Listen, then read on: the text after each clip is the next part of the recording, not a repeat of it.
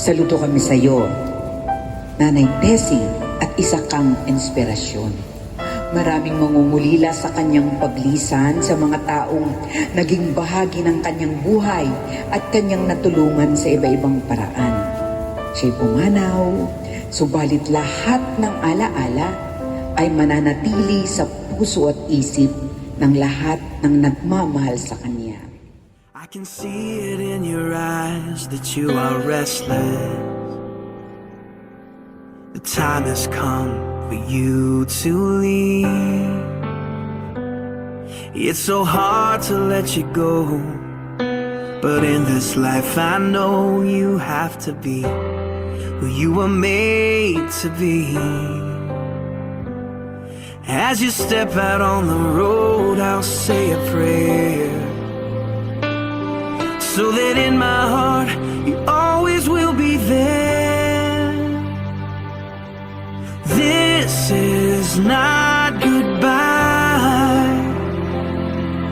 I know we'll meet again, so let your life begin, 'cause this is not goodbye. It's just I love you to take with you until you're home again.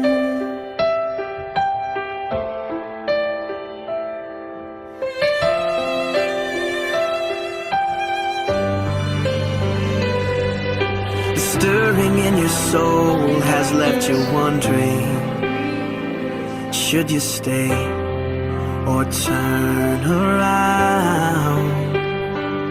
Well, just remember that your dreams, they are a promise, that you were made to change the world. So don't let fear stop you now, 'cause this is not goodbye. I know we'll meet again, so let your life begin, 'cause this is not goodbye. It's just I love you to take with you until you're home again. Oh, I know the brightest star above was created by the one who loved more than we'll ever know, to guide you when you're lost. What started as a still small voice is raging now, and your only choice is to follow who you are. So follow who you are, 'cause this is not goodbye. I know we'll meet again. Oh, this is not goodbye. I know we'll meet again, so let your life begin, 'cause this is not goodbye. It's just I love you to take with you until you're home. It is I love you to take with you until you're home. It is I love you to take with you until you're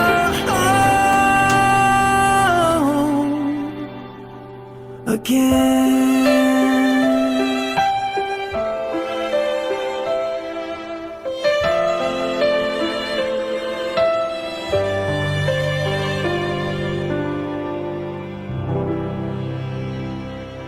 Sa kanya. Katulad po ng nakasaad sa banal na kasulatan, hindi ito ang huling hantungan o katapusan ng ating minamahal na kapatid na si Teresita Camota Junicio, kundi simula pa lamang ng buhay na walang hanggan, kapiling ang poong may kapal.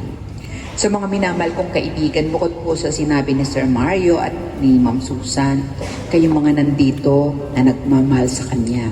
Kayo po yung magbahagi kung gaano siya kabuting tao at ano po yung natutunan nyo kay Nanay Tessie. Si Inay,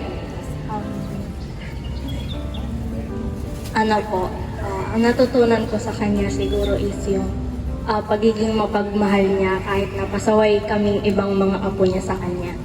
Tapos, kahit na hindi kami laging nakakapunta sa kabila kasi busy rin sa school, minsan hihirit yan si inay na papabili nung siopaw, tsaka yung chocopaw sa Chowking. Tapos kapag walang pasok, dadali namin dun sa kanya. Tapos, ayun, magkikwentuhan kami. Tapos, pag uwian na, syempre, ganyan, bless, kiss. Tapos, kapag free time, pupunta uli kay inay. Tapos, ayun lang talaga ang pinaka kay inay. Kasi, very, siya, mapagmahal, tas giving siya. Hindi siya nagdadamot. Walang, parang kapag kailangan niya magbigay, hindi siya nag-hesitate magbigay. Tapos, ayun, siguro nga, people come and go talaga kasi kung ikaw rin ang kapag nasa harap ka ng field of withered roses, syempre ang pipiliin mo yung pinakamaganda. So, siguro ayun na ngayon nangyari. And at least ngayon, magkasama na si inay, si ama, at si mami ganda. So, on behalf of my family din, rest in peace, inay. You will always be loved and missed by your family. Hindi namin makakalimutan yung pagmamahal mo sa amin ng mga apo mo. Thank you. Marami pong salamat, Ma'am Antion. Isip. Si nanay kasi yung nag-alaga sa akin. Yung bata pa. Natutunan ko sa kanya eh. Yun nga.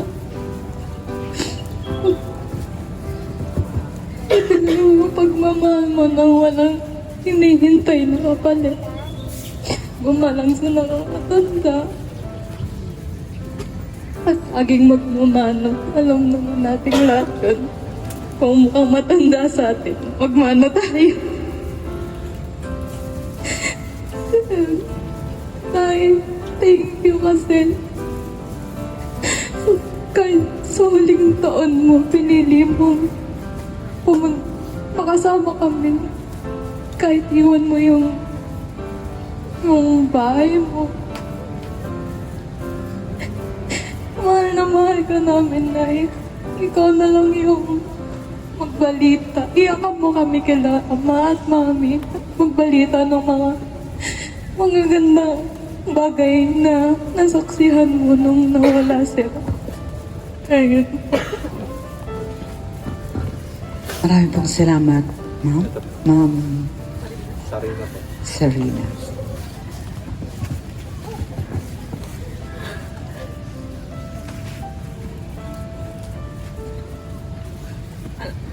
Ang natutunan ko kasi kay nanay, magmahalan kayo.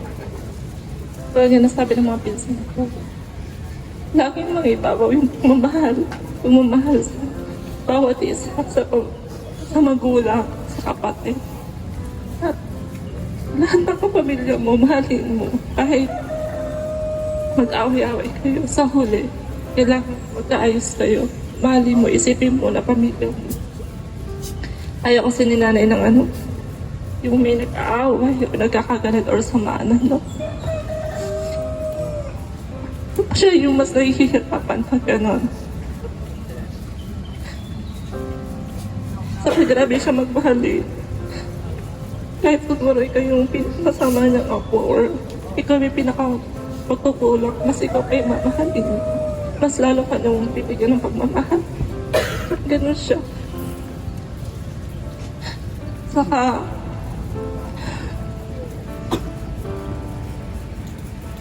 si nanay lagi siya mapaghanap sa presence. Parang gusto niya lahat, sama-sama, masaya. Kasi, lalo na, mga hindi niya lagi niya sinasabi, pag ako namatay. Gusto ko po, lahat kayo magkakasundo, magmamahala, lagi siyang ganon. Sa kalag niya, sabi, huwag niyo pabayaan yung magulang niyo, yung kapatid niyo. So, yun ang nagibilin niya. Saka, sobrang dali niyang pasayahin. ang baba na kaligayahan ni nanay. Kahit anong ibigay mo sa kanya sa bulsa yung pera. Yung sa guri bagay na may pisto. Bigyan siya sa lahat. At ultimo yung apo niya sa amin. Yung apo niya, inalagaan niya. At kahit matanda na siya, ay ramdam niya kung gano'n niya rin kamahal. Ay, oh, Nay, alamahal ka namin. Nakakamiss na-miss ka rin namin.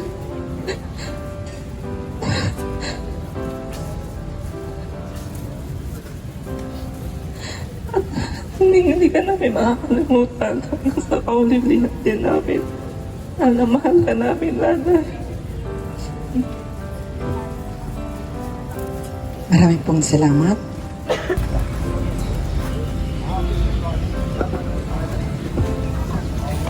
Magandang umaga po sa lahat ng mga namin po.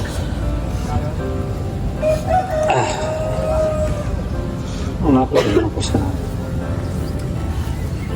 nakata pa kami. Sabi ng sinasabi. Magmahalang kayo magkakapatid. Kahit minsan, marating sa buhay natin na tayo magkakapatid ay nag-aaway-away. Pero naroon siya.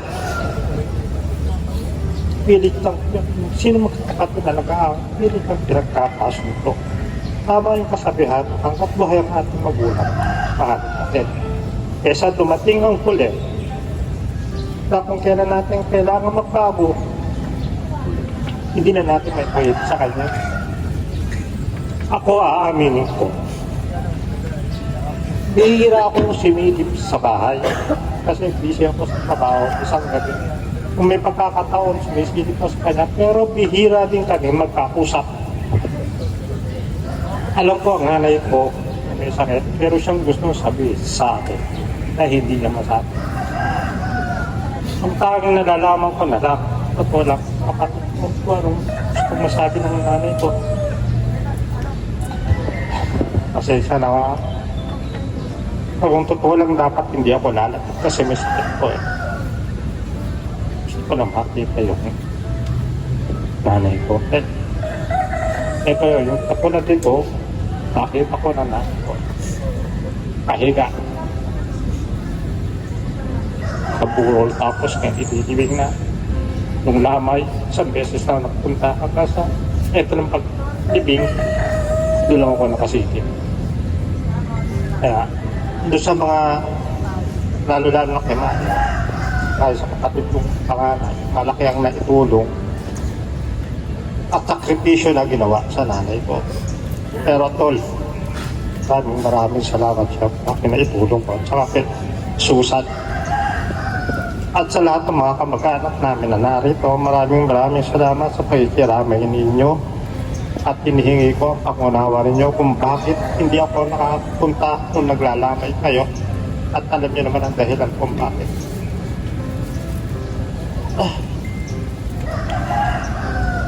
At isa pa akong na yung katulad ko na kasalukuyan may sakit ang nanay ko. Hindi ko sinasabi sa kapatid ko na nakikita na akong symptoms na talagang mawawala na. Sinikreto ko na lang para ayoko rin sila magpanik at paman. Siya na ako, medyo magulo yung nasasabi ko sa magulo. Ako hindi pa ako makatakbo. Dahil sa kalagayan ko, ang naitulong ko lang sa namin ko. Moral support lang. Ang nainano ko sa kanya.